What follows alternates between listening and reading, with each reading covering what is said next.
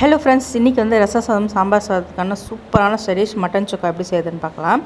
First வந்து ஒரு வெறும் வாணலி வச்சிட்டேன். அதில் 2 பட்டை, ஒரு ஏலக்காய், கிராம்பு, மிளகு, சீரகம், தனியா, சோம்பு, காஞ்ச மிளகாய் போட்டு நல்லா ஃப்ரை பண்ணி எடுத்துகிட்டு இதை ஆற வச்சு மிக்சியில் பவுட்ரு பண்ணி எடுத்துக்கலாம். இப்போ மட்டனை வந்து வெறும் குக்கரில் வந்து சும்மா வதக்கி விட்டுருக்கிறேன்.